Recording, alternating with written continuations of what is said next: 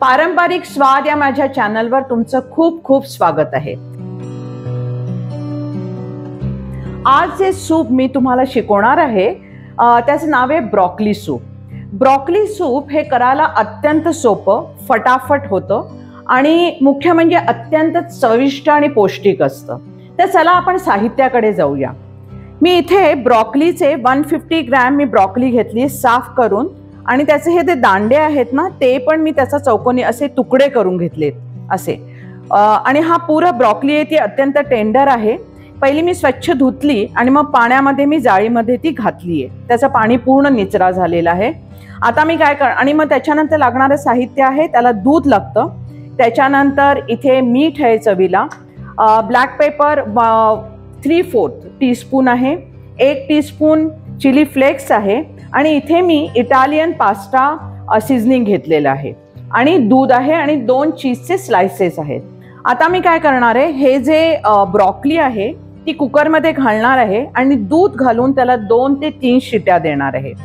ते त्याच्यानंतर हे जे ब्रॉकली आणि दूध आहे ते पूर्ण शिजल्यानंतर ते थंड करायचं आणि मिक्सरच्या जारमध्ये घालून त्याची पूर्ण प्युरी करायची। प्युरी केल्यानंतरची प्रोसेस किंवा प्रक्रिया मी तुम्हाला नंतर आज दाखवीनच। मी मिक्सरमधनं ही प्युरी काढून घेतलेली आहे आणि कितीदा सुंदर रंग आला बघा, पिस्ता कलर सुंदर रंग आलाय। ह्याच्यामध्ये मी तुम्हाला आधी प्रमाण दाखवलं होतं तेवढं ते मीठ टाकलेलं आहे, पाऊण टीस्पून ब्लॅक पेपर टाकले, 1 टीस्पून चिली फ्लेक्स टाकलेले आहेत, आणि सीझनिंग टाकले। सीझनिंग हे नेहमी अतिशय सांभाळून टाकायचं असतं, कारण त्यात थोडासा जास्त झाला ना त्याचा खूप स्ट्रॉंग स्मेल येतो, त्याच्यामुळे नेहमीच तो थोडासा सांभाळून टाकायचा असतो। आणि त्याच्यानंतर मी तुम्हाला ते 2 चीजचे स्लाइसेस दाखवले होते ते पण मी ह्याच्यामध्ये घातलेत। आता उकळताना हे पूर्ण मेल्ट होणार आहे। दुसरी गोष्ट अशी आहे की तुम्ही जेव्हा जारमधनं प्युरी काढता तेव्हा ती प्युरी थोडीशी जारला चिकटून बसते, तेव्हा तुम्ही काय करायचं असतं, त्याच्यामध्ये तुमचा चॉईस आहे, त्याच्यामध्ये थोडासा अजून दूध घालून तुम्ही पूर्ण काढून घेऊ शकता किंवा थोडंसं पाणी घालू शकता। मी ह्याच्यामध्ये पाणी घातलेलं आहे।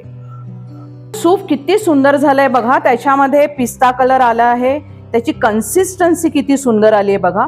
ह्याच्यामध्ये मी अर्धा टीस्पून अमूल बटर टाकलंय, क्रोटन्स टाकलेले आहेत, आणि ह्याच्याबरोबर टोस्ट। आणि तुम्ही हे जे सूप आहे ते गरमागरम तसंही खाऊ शकता किंवा टोस्ट बरोबर खाऊ शकता। हे करायला सोपं आहे, ह्याच्यामध्ये व्हाईट सॉस नाही आहे, कांदा परतवायची झंझट नाही आहे, ना आलं आहे, ना लसूण आहे। फटाफट सगळ्या गोष्टी तयार करायच्या आणि 5 ते 7 मिनिटात ते तयार होतं। तर पारंपरिक स्वाद या माझ्या चॅनलला तुम्ही सबस्क्राईब करा, लाईक करा, शेअर करा तुमच्या नातेवाईकांबरोबर, मित्रमैत्रिणींबरोबर, आणि हे जे सूप आहे जो अवश्य करून बघा आणि मला कॉमेंट बॉक्समध्ये लिहा की तुम्हाला हे सूप कसं वाटतं आहे, आणि माझ्याकडनं आणि कुठले कुठले सूप तुम्हाला शिकायला आवडतील हे अवश्य मला कळवा। नमस्ते, धन्यवाद।